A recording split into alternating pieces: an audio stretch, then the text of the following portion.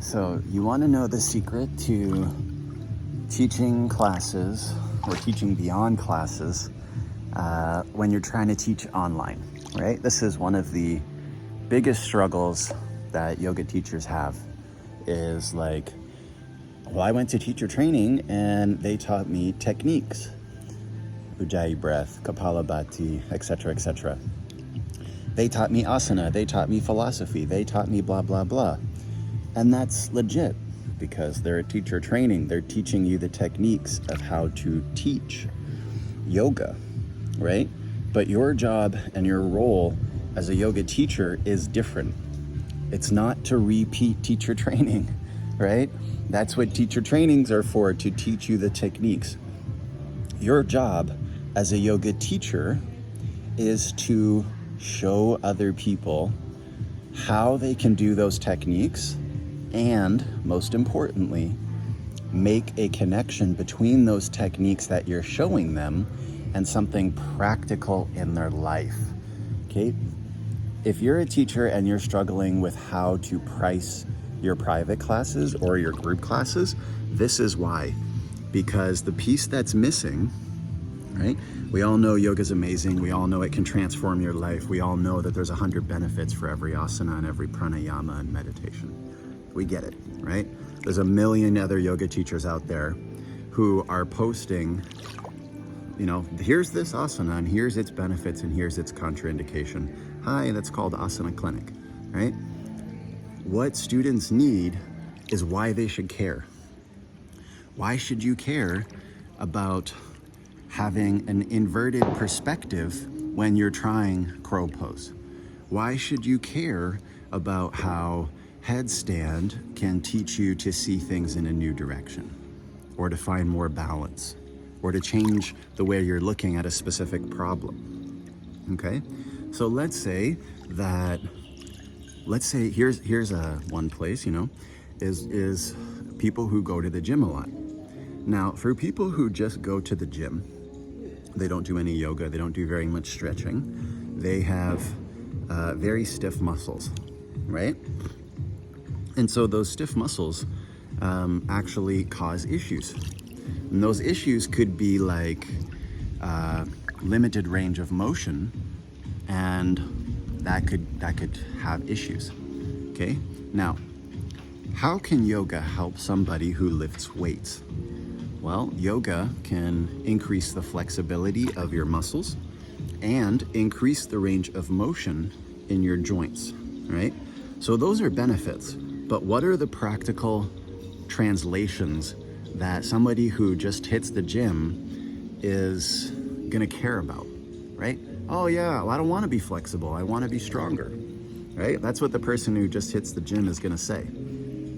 And what you need to know is that when you help people who lift weights increase their flexibility of the muscle and the mobility of the joint, that allows them to A, reduce risk of injury while they're working out, B, have better form and technique because they have the proper muscle flexibility and range of motion, and C, it'll increase their strength because they can do the exercises full stop, right? Meaning they can go like from one edge to the other edge, right? So if you're doing like a curl, you should be able to go from here to here and back, right? But if you're not as flexible in the muscle, in the bicep and in the forearms, and you're not as mobile in the elbow, you're gonna have a hard time getting as much range of motion to do the full exercise, right? So here, what you have is a practical application that's going to do something for the person who just goes to the gym and is feeling a little bit stiff and is looking to see how yoga can help increase their fitness and their workouts, okay? So it's always about a combination. It's never just, well, here's yoga and it's good for you. Yes, yoga is good for you on its own, but the mistake that teachers make is thinking that they need to ram it down people's throats, that yoga is everything and that everyone should live 100% according to yoga. Many people will eventually take on that path. They will come to understand that. But as teachers, we need to respect that students each have their own journey. And just like you and I, when we first got into yoga, we might have fallen in love quite quickly, but we didn't know all the principles and the concepts and the values and the dynamics of living a yogic life, right? And nowhere in yoga does it say that every practitioner must completely apply all 8 limbs of yoga, right? So let's stop worrying as yoga teachers about how spiritual everyone who practices yoga is. It's not our job. This isn't a religion, and we're not trying to convert people to completely apply everything or else they're wrong and they're not doing the real yoga. It's not our job description to communicate what real yoga is to people, because I can guarantee anyone doing any yoga right now, doesn't matter who you are, is not doing the real yoga that they were doing hundreds of years ago back in the day. Why? Because those yogis who did hatha yoga, the real one, they were literally warriors, right? So let's let this idea go that everyone's got to be super spiritual and fully embody all the 8 limbs, and instead let's just show people how yoga can help them in the moment, right here, right now. And for someone who lifts weights and is looking to yoga as part of increasing their routine, the only thing they're really worried about is how they can keep building strength. And if you, as a yoga teacher, show them how that's possible and they see those results, guess what? They're going to be 100 times more open to learning more about yoga because they've seen a transformation in their life, and they'll be more receptive to incremental steps in learning more about yoga and its values and approach and beliefs and all that, right? Do you see? Let's look at another example. Someone who has wants to lose some body weight, right? Maybe it's a little, maybe it's a lot. Yoga can definitely help, right? Now, is yoga all about getting slim and toned? No, of course not. But it's an inevitable result if you're doing active yoga practices, right?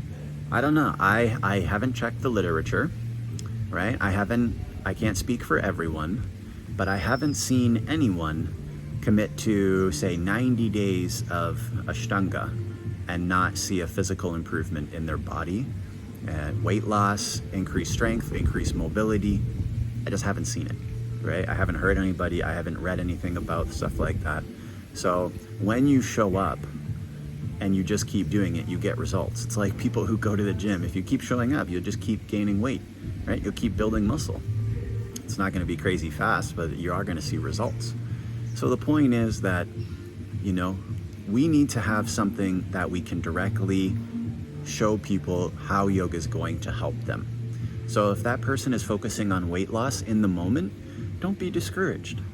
Don't think, oh man, right now they just want to lose some belly weight. How superficial is this person, right? They're not super spiritual. They're not like me. This isn't the real yoga, right? Stop trying to convince them with your words up front and be focusing more on showing them the path.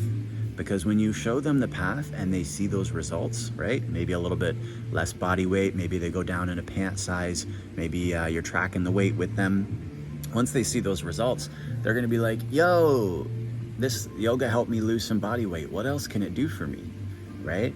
My point here is you gotta get people to see some kind of result, and then they'll give the deeper aspects of yoga more of a chance, right? But it doesn't just automatically happen, right? Nobody just shows up into yoga and expects all the spiritual stuff right away, right? At least not in the West, right? So the world needs yoga, but if people need yoga, then they need yoga teachers who aren't gonna jam the religious mindset down their throat that they should convert and that this is gonna fix all their problems. And the beautiful part is, this is how you transition from being a yoga teacher who can't charge more than $5 or $10 or $15 a class and more than 20 to 50 for a private, right? Because what's happening is you're saying, okay, my private is 50 bucks or 50 pounds or euros or whatever per class. Oh yeah, yoga is amazing. It helps with your sleep. It helps with your digestion. It helps with your breathing. It helps with your mindset. It helps with your wrists. It helps blah, blah, blah, blah, blah. And the student goes, yeah, but I don't care. That doesn't You know, you're just listing random benefits. It all sounds good, but what's this actually going to do for me, right? And you need to know where they're coming from, because people get into yoga for different reasons. And if you understand why they're getting into yoga and where they're wanting to go with their yoga, now you can justifiably work with them at a much larger level and deliver more results, right?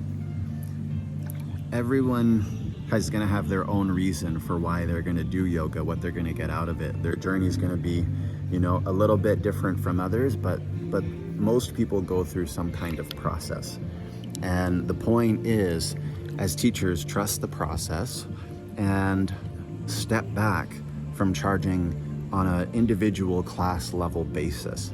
Because the only thing that you can compete on, not that you're competing, but students are going to look at this and go, this teacher charges 50, this teacher charges 40.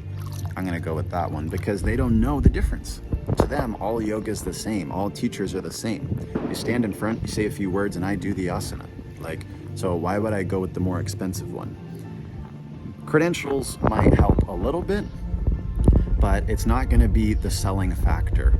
And specifically, if you have a lot of credentials, usually you're focused on a specific area in those credentials. And if you're focused on the specific area, you help people do a specific thing. And if you help people do a specific thing, you can charge a higher price and justify it, because I can say, look, yoga for weight loss, I'll show you how to shed some belly weight, drop a pant size, and feel confident in your body so that when you go out on the weekend, you can enjoy yourself again like you did 10 or 15 years ago, right? Versus, yeah, yoga is great. It includes, you know, toning for the body and improved happiness, and you just feel better in general.